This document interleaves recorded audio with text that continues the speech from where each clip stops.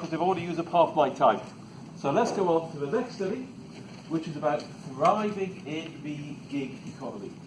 And the reason that this picture is here is because the gig economy takes its name from the idea of people doing music gigs. So these are workers who go from gig to gig just like a travelling musician might do, go from job to job. And we've defined, for our purposes, gig workers as individuals who are freelance workers working for different organisations, not necessarily on long-term contracts. So in terms of people in the room, there's some music as well. It's lovely. I should have told you exactly what to do about. There's moments where that would be just right as a sound effect. So I was going to say, who in this room would characterise themselves as someone who's a freelancer? Yeah. So although the term gig workers is often applied to people who are delivering pizzas or people who are driving you around in Uber taxis, really it applies to the much wider context, as we'll see. Often these people are seen as self-employed, or they are seen as self-employed by the organisations who employ them, and you'll be aware there's some controversy about that, especially as these people typically don't receive the sort of benefits that full-time employees might do. There is legal cases which have said, no, this person isn't a gig worker, they're employed by the organisation. But it is an increasing proportion of the workforce. This is some US figures, and if you extrapolate current trends, which is not always a safe thing to do, but if you do follow current trends, that suggests in the US economy, at least by 2030, there'll be more freelance workers than there are non-freelance workers, which is an interesting place to be. It is, John, because in fact the pay for the gig person is going down because it becomes an alternative. Whereas 15, 20 years ago, you could double the day rate because you lost your company pension scheme, your death and service benefits, and all the other bits that went with it. But now it's becoming, there are more people doing gig work, more people are doing gig work, the easier it is for organisations, capitalist pigs that they are, to actually... Yeah, it's basically. It's a lowering of averages. As I said, they do go by different names, so people may call themselves gig workers, or freelancers, or contingent workers, or if they're feeling particularly charitable, workers in the sharing economy. But as I said before, certainly not all low-paid hourly workers. And if you look at the stats, what seems to be happening is they're separating out into two camps. On the one hand, people are very poorly paid. On the other hand, people who are, although not necessarily paid quite as well as they were, still relatively highly paid.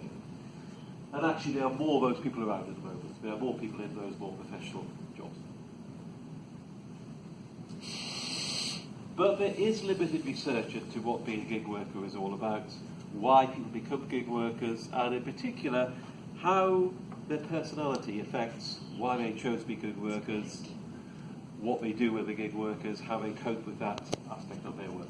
And this is something we thought would be really quite useful to look at. So we carried out a survey. We got about 1,800 people to complete the survey.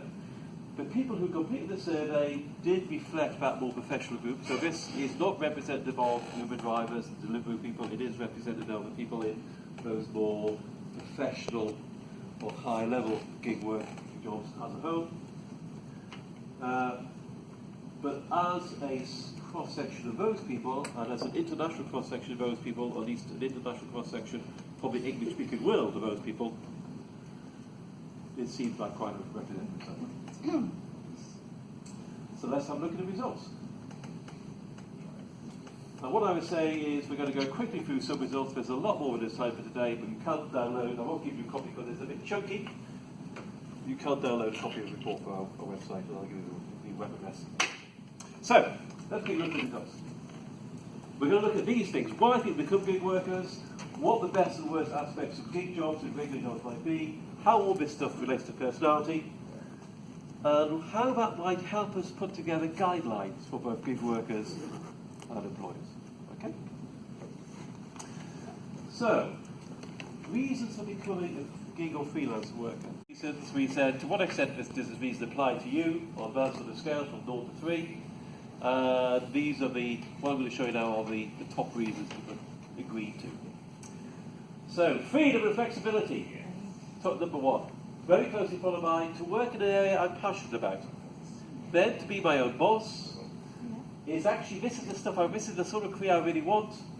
Provide my main or any source of income coming in, to meet people, be part of the community. You can see the sorts of things going on, including those more contingent things like I was made redundant, I retired but I still want to work, etc., etc. What we did with this data is we used a statistical process called factor analysis to see how these reasons clustered together, and we found that they clustered into three groups really. One, positive reasons for becoming a gig worker. The second, reasons related purely to income. The third, reasons which we call contingent reasons. And then retirement sat out by itself. So people who become gig workers because they want the freedom and flexibility and autonomy and all that stuff, for financial reasons, or really because they were forced into that choice. Yeah? John, I must make a comment. I think that though, I feel like those positive reasons are the reasons people tell themselves. Yeah. They rationalise It after the was event. self-report. And also, of course, as you said, it doesn't reflect people in the lower levels of the economy where they are. So we should always remember that this is about people, mainly about the more professional groups. And if we were able to do this research, which we'd like to do, with people in those other parts of the economy, you might get a quite different reason. Certainly, we did have some people in lower-level jobs, in healthcare in particular, in the study. They were much more likely than other groups to mention the income reasons, and much less likely to mention the positive reasons. Positive reasons still come out actually higher than others, but there was certainly that difference going on. I would suggest, John, that actually there's a relatively few people who wake up one morning and say, I'm going to give up my pension scheme, all my benefits from my employer, and my salary. So I'm now going to it may well be that some people in this study actually were made redundant, but actually also wanted to do some of this stuff as well.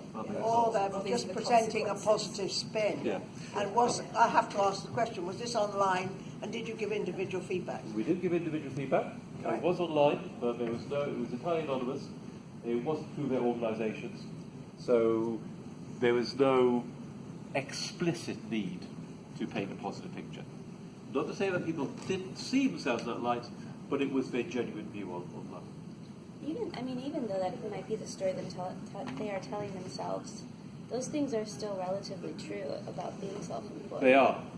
And what that links to, I think, is a second question we asked, we asked people who were in gig jobs, and people who were in regular jobs, and we had people of each in the survey. What's the best thing about being a gig worker? What things do you think came up with us when they said, what's the best thing about being a gig worker? Freedom?